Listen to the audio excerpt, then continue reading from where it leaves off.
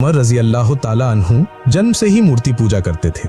मूर्तियों के प्रति उनका गहरा विश्वास था और उनके दिल में इस्लाम की मुखालिफत की आग हमेशा जलती रहती थी। धीरे धीरे जब रसूलुल्लाह हज़रत मोहम्मद सल्लल्लाहु अलैहि वसल्लम की दावत से मुसलमानों की तादाद रोज़ बरोज़ बढ़ रही थी, ठीक उसी वक्त इस्लाम को मिटाने के लिए कुरैश ने बहुत कोशिश की। मशवरा करके उन्होंने ये फैसला किया कि हज़रत मोहम्मद सल्लल्लाहु अलैहि वसल्लम को इस दुनिया से हमेशा के लिए ख़त्म कर देंगे। इतना ही नहीं, उनमें से एक ने ऐलान किया कि जो शख्स हज़रत मोहम्मद सल्लल्लाहु अलैहि वसल्लम का सर जिंदा या मुर्दा लेकर आएगा उसे 1000 सोने के सिक्के और 1000 ऊंट इनाम में दिए जाएंगे। अगर तुम में से कोई ऐसा है तो ये काम करो और ऐलान किया हुआ इनाम ले लो। सब लोग फिक्र में पड़ गए कि हज़रत मोहम्मद सल्लल्लाहु अलैहि वसल्लम का सर कैसे लाया जाए। इस बात पर सब एक दूसरे की तरफ देखने लगे। अचानक हज़रत उमर रजी अल्लाह ताला अन्हु खुली तलवार हाथ में लेकर खड़े हुए और बोले, मैं ये काम कर दूंगा। मैं मोहम्मद का सर काट कर लाऊंगा और सबके सामने पेश करूंगा। मुझे इनाम का लालच नहीं है। मैं सबके सामने वादा करता हूं कि जब तक मोहम्मद का सर मेरे हाथ में नहीं आएगा तब तक मैं आप लोगों से नहीं मिलूंगा और मैं ये प्रण करता हूं कि उनका सर काटकर आप लोगों के सामने पेश करूंगा। हज़रत उमर रजी अल्लाह ताला अन्हु की बहादुरी भरी बात सुनकर सबको लगा कि अब हज़रत मोहम्मद सल्लल्लाहु अलैहि वसल्लम की बहादुरी नहीं बचेगी, क्योंकि हज़रत उमर रजी अल्लाह ताला अन्हु उन्हें ख़त्म करने के लिए खुली तलवार लेकर गए हैं। हज़रत उमर रजी अल्लाह ताला अन्हु खुली तलवार हाथ में लेकर हज़रत मोहम्मद सल्लल्लाहु अलैहि वसल्लम को कत्ल करने के लिए निकल पड़े। थोड़ी दूर जाने पर रास्ते में नईम नाम के एक शख्स से उनकी मुलाकात हुई। नईम ने उमर को इस तरह खुली तलवार लेकर जाते देख पूछा, कहाँ जा रहे हो उमर? तुम्हारे हाथ में खुली तलवार है, क्या इतना ज़रूरी काम है कि तुम गुस्से में दौड़ रहे हो? हज़रत उमर रजी अल्लाह ताला अन्हु और ज़्यादा उत्तेजित होकर बोले, मैं मोहम्मद का सर काटने जा रहा हूँ। नईम ने जब उनका ये हाल देखा और उनकी बात सुनी तो हज़रत उमर के इरादे को समझ गए। तब नईम बोले, मोहम्मद को कत्ल करने के बाद बनु ज़ुहरा, बनु हाशिम, बनु अब्द मनाफ के सख्त गुस्से से तुम्हें कौन बचाएगा? क्या तुमने कभी सोचा है? नईम की इस बात पर हज़रत उमर रजी अल्लाह ताला अन्हु और ज़्यादा गुस्से में आकर ज़ोर से बोले, तुम्हें इतनी फिक्र करने की क्या ज़रूरत है? सीधी बात बताओ, क्या मोहम्मद ने तुम पर जादू कर दिया है? मुझे लगता है तुमने उनका धर्म अपना लिया है, इसीलिए तुम्हें इतनी परेशानी हो रही है। तो क्या तुमने भी उनका धर्म अपना लिया है? तो मैं तुम्हें अभी ख़त्म कर देता हूँ। ये कहकर हज़रत उमर रजी अल्लाह ताला अन्हु ने अपनी तलवार उठाई। नईम और ज़्यादा उत्तेजित होकर बोले, मैं मोहम्मद का धर्म अपनाकर खुद को धन्य महसूस कर रहा हूँ। ये कहकर उन्होंने भी अपनी तलवार निकाली। लेकिन एक दूसरे पर हमला शुरू होने से पहले नईम बोले, अरे उमर, क्या तुम्हें पता है कि तुम्हारे अपने घर में हज़रत मोहम्मद सल्लल्लाहु अलैहि वसल्लम का जादू घुस गया है? पहले अपने घर देखो, फिर मोहम्मद का सर काटने आना। नईम की बात सुनकर हज़रत उमर के ऊपर जैसे आसमान टूट पड़ा। तब उन्होंने नईम से पूछा, क्या तुम्हारी बात सच है या तुम नबी को बचाने के लिए झूठ का सहारा ले रहे हो? सुनो उमर, याद रखना, नईम कभी झूठ नहीं बोलता। गुस्से, दुख और गुस्से में उमर उसी वक्त अपनी बहन और बहनोई के घर की तरफ चल पड़े। ठीक उसी वक्त उनकी बहन और बहनोई कुरान की तिलावत कर रहे थे। उसी वक्त हज़रत उमर रजी अल्लाह ताला अन्हु घर के दरवाजे पर जोर से दस्तक दी और दरवाज़ा खुलने को कहा। हज़रत खब्बाब रजी अल्लाह ताला अन्हु तेज़ी से एक खुफिया जगह पर छुप गए और कुरान शरीफ को हटाने का भी वक्त नहीं मिला, वो वहीं पड़ा रहा। हज़रत उमर रजी अल्लाह ताला अन्हु ने कहा, मैंने बाहर से तुम लोगों को कुछ पढ़ते हुए सुना है। सईद सच छुपा न सके और बोले, कहाँ? हमने तो कुछ भी नहीं पढ़ा। हज़रत उमर रजी अल्लाह ताला अन्हु बोले, मैंने सुना है कि तुम लोगों ने अपना पुराना धर्म छोड़ दिया है और मोहम्मद का नया धर्म अपना लिया है। सईद बोले, अगर हज़रत मोहम्मद सल्लल्लाहु अलैहि वसल्लम का धर्म सच है तो मैं उसे अपनाऊंगा, इसमें क्या बुराई है? सईद की बात सुनकर हज़रत उमर को और कोई शक नहीं रहा। हज़रत उमर रजी अल्लाह ताला अन्हु को यकीन हो गया कि उनकी बहन और बहनोई ने इस्लाम कबूल कर लिया है। उनका गुस्सा और दोगुना हो गया। भाई से अपने पति को बचाने के लिए बहन आगे आई। हज़रत उमर रजी अल्लाह ताला अन्हु ने अपनी बहन को मारना शुरू कर दिया। एक वक्त मारना बंद करके उन्होंने अपनी बहन से पूछा, अच्छा फातिमा, तुम बताओ, क्या तुम दोनों ने इस्लाम कबूल कर लिया है? फातिमा ने बहुत हिम्मत से जवाब दिया, भाईजान, हमने सर्वशक्तिमान एक निराकार अल्लाह और उसके प्यारे हबीब हज़रत मोहम्मद सल्लल्लाहु अलैहि वसल्लम के प्रति आज्ञा पालन किया है। तुम हमें जितना भी सता लो, हम ये धर्म कभी नहीं छोड़ेंगे। हज़रत उमर रज़ी अल्लाह ताला अन्हु ने अपनी बहन की बात सुनी और उनके चेहरे पर एक अजीब सा भाव देखा तो हज़रत उमर रज़ी अल्लाह ताला अन्हु एक साथ हैरान और मुग्ध होकर थोड़े बेकाबू हो गए। नर्म आवाज में पूछा, अच्छा फातिमा, जब मैं आया था तुम जो पढ़ रही थी, क्या तुम मुझे थोड़ा दिखाओगी? फातिमा ने जवाब में कहा, भाईजान, अगर आप वादा करें कि कुरान में लिखी हुई चीज का कोई अपमान नहीं करेंगे तभी हम आपको दिखा सकते हैं। अगर आप वादा करें कि कुरान में लिखी हुई चीज का कोई अपमान नहीं करेंगे तभी हम आपको दिखा सकते हैं। हजरत उमर रजी अल्लाह ताला अन्हु ने अपनी बहन की बात सुनकर हाँ में सिर हिला दिया। अपने भाई के दिल में बदलाव देखकर और उनकी मन की स्थिति समझकर फातिमा मन ही मन बहुत खुश हुई। उन्होंने उमर से कहा, भाईजान, इसके लिए आपको पाक साफ होना होगा क्योंकि अपवित्र हालत में अल्लाह की वाणी को छूना मना है। फातिमा ने कहा, इसलिए आपको पहले वुजू करके आना होगा।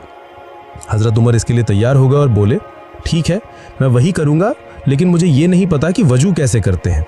फातिमा ने तब उन्हें वजू करने का तरीका बताया। उन्होंने वजू किया और अपनी बहन के दिए हुए कपड़े पहने, फिर कुरान हाथ में लिया। हजरत उमर रदी अल्लाह अन्हु ने उसे हाथ में लेकर पढ़ना शुरू किया। चमड़े के टुकड़े पर सूरत तोहा और सूरे हदीस लिखी हुई थी। उन्होंने इन दोनों सूरतों की तिलावत करके जैसे तन्मय हो गए। अचानक अनजाने में उनके मुंह से निकल पड़ा, आह, कितनी मधुर भाषा, कितनी अनुपम वर्णन शैली और कितना सुंदर इसका अर्थ। जब तिलावत खत्म हुई तो उनकी हालत पूरी तरह बदल चुकी थी। वे अब स्थिर नहीं रह सके। उन्हें जैसे एक नई रोशनी मिल गई। हजरत उमर रदी अल्लाह अन्हु ने अप्रत्याशित रूप से महसूस करते हुए अपने बहनोई सईद से कहा, सईद, अभी इसी वक्त मुझे हजरत मोहम्मद सल्लल्लाहु अलैहि वसल्लम के पास ले चलो। हजरत खब्बाब रदी अल्लाह अन्हु इतनी देर से छिपे हुए थे। अब उन्होंने हिम्मत करके खुले में आकर कहा, भाई उमर, मैं आपको एक खबर दे रहा हूँ। पिछली रात मैंने हजरत मोहम्मद सल्लल्लाहु अलैहि वसल्लम को ये दुआ करते सुना था कि ए अल्लाह, मेहरबानी करके अबू जहल या उमर, इन दोनों में से किसी एक को हमारे दल में शामिल कर दे। मुझे लगता है कि हजरत मोहम्मद सल्लल्लाहु अलैहि वसल्लम की ये दुआ अल्लाह पाक ने कबूल कर ली है और इस मामले में आपको चुना है। ये सुनकर हजरत उमर रदी अल्लाह अन्हु खुद को और ज्यादा रोक नहीं पाए, इसलिए उन्होंने ऊंची आवाज में कहा, अरे कहाँ है अल्लाह के रसूल? अब वे कहाँ हैं? तो मुझे जल्दी उनके पास ले जाओ और मुझे अभी उनके पवित्र चरणों में गिर जाने दो। तब हजरत मोहम्मद सल्लल्लाहु अलैहि वसल्लम कुछ सहाबा को लेकर सफ़ा पर्वत के पास अकरम नामक एक नए मुसलमान के घर में इस्लाम धर्म पर चर्चा कर रहे थे। वहाँ हजरत अबू बकर रदी अल्लाह अन्हु के साथ हजरत हमजा रदी अल्लाह अन्हु और हजरत अली रदी अल्लाह अन्हु जैसे सहाबी मौजूद थे। अचानक किसी ने कहा, लगता है उमर आ रहे हैं। ये सुनकर महाबली अमीर हमजा रदी अल्लाह अन्हु ने नाराजगी से कहा, तो क्या हुआ, आने दो। अगर वो नेक इरादे से आता है तो हम उसका स्वागत करेंगे, और अगर किसी बुरे इरादे से आता है तो उसकी तलवार से ही उसका सिर दो हिस्सों में कर देंगे।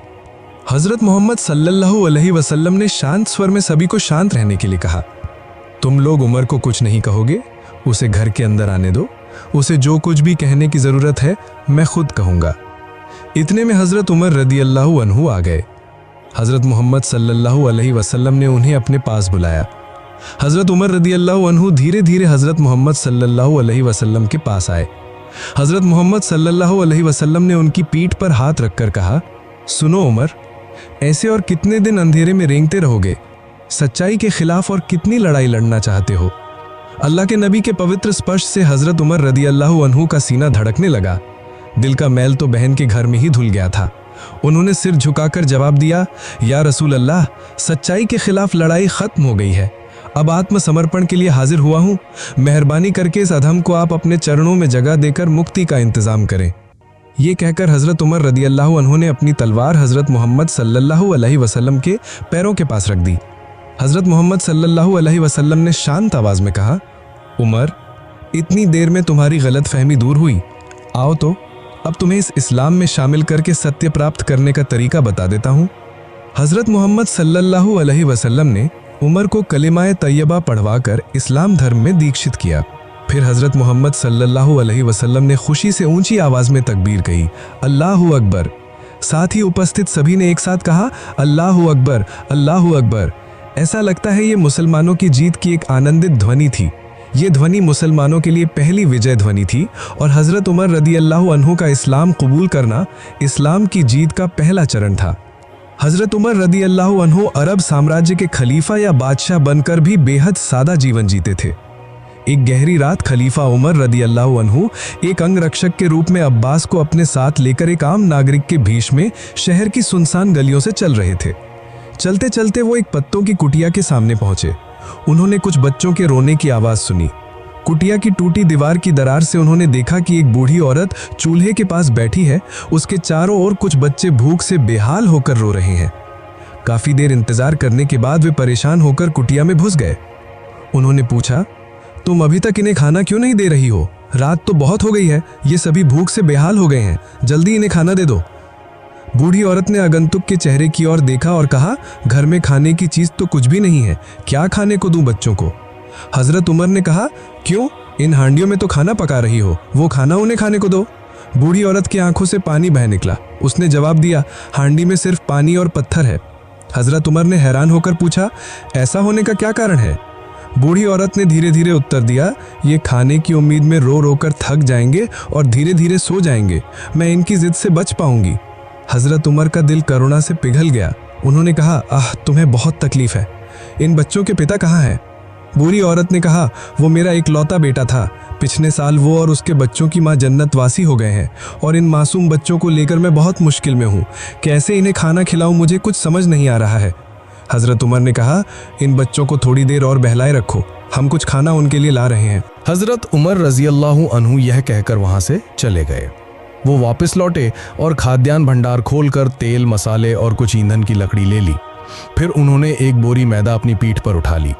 उनके साथी ने उस मैदे की बोरी को उनसे लेने की पेशकश की, लेकिन हजरत उमर रजी अल्लाह अन्हु उनके प्रस्ताव पर राजी नहीं हुए। उन्होंने कहा, मेरे अपराधों का बोझ मुझे ही उठाने दो, कयामत के दिन मेरे पापों का बोझ तुम में से कोई नहीं उठाना चाहेगा।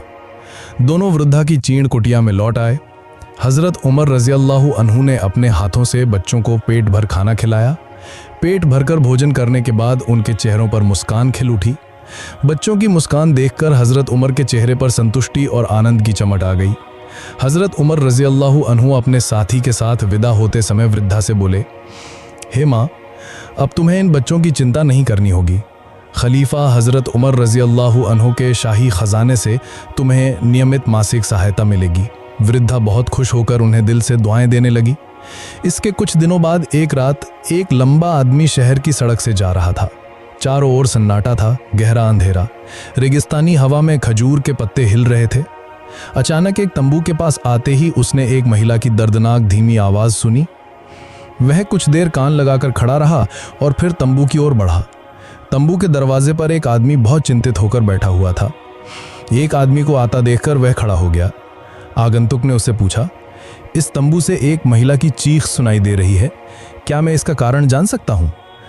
आदमी ने जवाब दिया, हम बद्दू हैं, हमारा जीवन सड़कों, मैदानों और रेगिस्तानों में बीतता है। हम आज यहाँ दूर से खलीफा हजरत उमर रजी अल्लाह अन्हु से मिलने की उम्मीद में आए हैं। हमने सुना है कि वो बहुत दयालु व्यक्ति हैं। अगर वो हमारी दुख भरी कहानी सुनेंगे तो शायद हमारी मदद करेंगे। लेकिन हम बड़ी मुसीबत में पड़ गए हैं। यहाँ आने के बाद मेरी पत्नी को प्रसव पीड़ा शुरू हो गई है। मैं यहाँ अकेला और असहाय हूँ, मुझे नहीं पता कि क्या करूँ। आगंतुक ने कहा, आप परेशान ना हो, मैं जल्द ही इंतजाम करता हूँ। यह कहकर वह चला गया और कुछ ही देर में एक महिला को अपने साथ लेकर लौट आया। महिला के साथ प्रसव कराने के लिए आवश्यक उपकरण भी थे। वह उन्हें लेकर तंबू के अंदर चली गई। आए हुए व्यक्ति के साथ कुछ मैदा और कुछ खाद्य पदार्थ भी थे। उसने वह बद्दू को दिए। कुछ देर बाद तंबू के अंदर से महिला अचानक बोल उठी, अमीरुल मोमिनीन, अपने मित्र से कहें उनका एक बेटा पैदा हुआ है। अमीरुल मोमिनीन? कौन है ये अमीरुल मोमिनीन? बद्दू एकदम से चौंक गया। उसने आश्चर्यचकित होकर आगंतुक के चेहरे की ओर देखा। आगंतुक ने कहा, इसमें हैरान होने वाली कोई बात नहीं भाई, लोग मुझे अमीरुल मोमिनीन या उमर के नाम से जानते हैं। मेरी पत्नी उम्मे कुलसुम है। बद्दू ने डर और भक्ति से झुककर खलीफा हजरत उमर रजी अल्लाह अन्हु के कदम चूमे। धीमी आवाज में बोला, मेरी गुस्ताखी माफ कीजिएगा जहांपनाह, मैंने अनजाने में कई गलतियां की हैं। हजरत उमर रजी अल्लाह अन्हु ने उसके सिर पर हाथ रखा और कहा, तुम्हारी कोई गलती नहीं है भाई। अच्छा, अब मैं चलता हूँ, कल मुझसे मिलना। फिर वह अपनी बेगम साहिबा को साथ लेकर रेगिस्तान के रास्ते अंधेरे में गायब हो गए। खलीफा हजरत उमर रजी अल्लाह अन्हु हमेशा सोचते थे कि प्रजा कैसे सुखी रहेगी और कैसे उनके दुख दर्द दूर होंगे। इसी चिंता में वे हमेशा व्यस्त रहते थे। हजरत उमर रजी अल्लाह अन्हु रात में एक साथी के साथ राजधानी के आसपास शहर की सड़कों पर और गांव के कोने कोने में घूमते रहते थे। वह इस बात का पता लगाते रहते थे कि कौन कहाँ और कैसे है, किसी पर कोई मुसीबत तो नहीं आई है, कोई कुछ गलत तो नहीं कर रहा है। एक रात वो एक कुटिया के पास से गुजर रहे थे, तभी उन्होंने घर के अंदर 2 लोगों को दबी आवाज में बात करते सुना। एक बूढ़ी औरत अपनी बेटी से कह रही थी, हम बहुत गरीब हैं, दूध बेचकर जो थोड़ा बहुत मुनाफा होता है उससे हमें 2 वक्त का खाना भी नहीं मिलता। अगर दूध में थोड़ा पानी मिला दें तो थोड़ा ज़्यादा फायदा हो सकता है, इससे हमारी हालत बदल जाएगी। बेटी ने अपनी माँ को रोका और कहा, माँ ये तो गलत काम है, खलीफा ने क्या हुक्म जारी किया है, क्या आपको याद नहीं? दूध में पानी मिलाने से हम गुनहगार होंगे, अगर हम पकड़े गए तो खलीफा के न्याय में हमें कड़ी सज़ा मिलेगी। माँ ने जवाब दिया, कोई ना समझे कोई ना देखे, लेकिन अल्लाह ताला सबको देख रहे हैं, उनकी नज़र से कुछ भी नहीं छिप सकता। हम मुसलमान हैं, हमें ये गलत काम कभी नहीं करना चाहिए। माँ ने कहा, तुम ठीक कह रही हो बेटी, और कभी ऐसी गलत बात नहीं सोचूंगी। खलीफा हज़रत उमर रज़ी अल्लाहु अन्हु माँ और बेटी की बातें सुनकर आगे बढ़ने लगे। उन्होंने अपने साथी असलम से कहा, इस लड़की की साधुता की कोई तुलना नहीं है, केवल 1000 दिरहम भी इस बालिका का पुरस्कार नहीं हो सकते। कल दरबार में हाजिर होने के लिए उन्हें बुला भेजना, मैं इस बालिका को उचित पुरस्कार प्रदान करूंगा। अगले दिन नियत समय पर दरबार लगा। असलम ने पूर्व आदेश के अनुसार माँ और बेटी को दरबार में प्रस्तुत किया। खलीफा ने उस दिन के दरबार में देश के विद्वानों को आमंत्रित किया था और अपने पुत्रों को भी उपस्थिति का आदेश दिया था।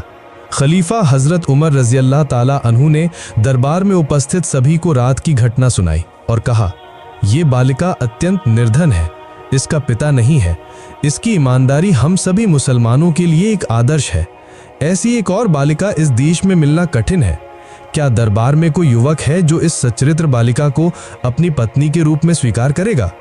सभा में उपस्थित सभी लोग खलीफा के मुख की ओर चुपचाप देखने लगे। तभी एक कोने से एक युवक उठ खड़ा हुआ। धीरे धीरे उसने कहा, हे अमीरुल मोमिनीन, ये बालिका भले ही अत्यंत निर्धन है, परंतु वो सच्ची और महान है। इससे विवाह करना मेरे लिए अत्यंत सौभाग्य की बात होगी। उसकी बात सुनकर हजरत उमर रज़ी अल्लाह ताला अन्हु अत्यंत प्रसन्न हुए। सच्चे लोग अल्लाह ताला को अत्यंत प्रिय है। तुम मेरे पुत्र होकर भी एक निर्धन और अनाथ कन्या से विवाह करने को तैयार हो गए, इसके लिए मैं तुम्हें दुआ देता हूँ, अल्लाह तुम्हें सुखी रखे। हजरत उमर रज़ी अल्लाह ताला अन्हु कभी किसी कार्य को छोटा नहीं समझते थे। शाही दरबार, न्याय और राज्य संचालन से लेकर अपने घरेलू कार्यों तक सब कुछ स्वयं करते थे। एक दिन दोपहर के समय जब तेज धूप थी, वे इधर उधर दौड़ भाग कर रहे थे। उसी समय मदीना के एक प्रतिष्ठित व्यक्ति उनसे मिलने आए। उन्होंने खलीफा को इस प्रकार धूप में व्यस्त देखकर पूछा, हे अमीरुल मोमिनीन, आप इस प्रचंड धूप में क्यों इस तरह दौड़ रहे हैं? हम समझ नहीं पा रहे। हजरत उमर रज़ी अल्लाह ताला अन्हु ने उत्तर दिया, बैतुल माल का एक ऊंट खो गया है।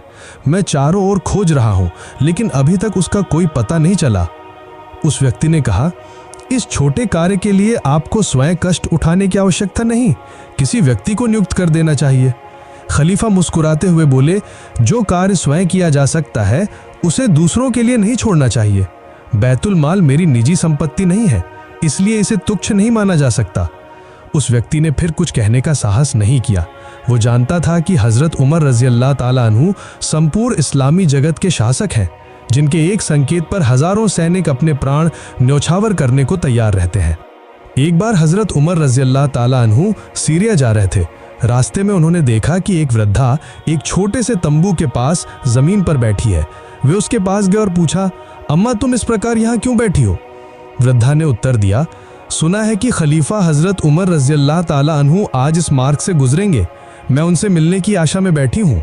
खलीफा ने पूछा, खलीफा कैसे व्यक्ति है अम्मा? वृद्धा बोली, बेटा उस बुरे आदमी के बारे में क्या कहूँ? खलीफा हंसते हुए बोले, क्यों बुरा कह रही हो अम्मा? वृद्धा नाराज होकर बोली, क्यों ना कहूँ, मैं कितनी परेशानियों में हूँ, लेकिन आज तक मुझे किसी से एक सिक्का भी सहायता में नहीं मिला। खलीफा बोले, अम्मा तुम तो बहुत दूर रहती हो, खलीफा को तुम्हारी परेशानी कैसे चलेगी? वृद्धा बोली, यदि वो खलीफा होकर अपनी प्रजा की पीड़ा नहीं जान सकता तो वो खलीफा क्यों बना?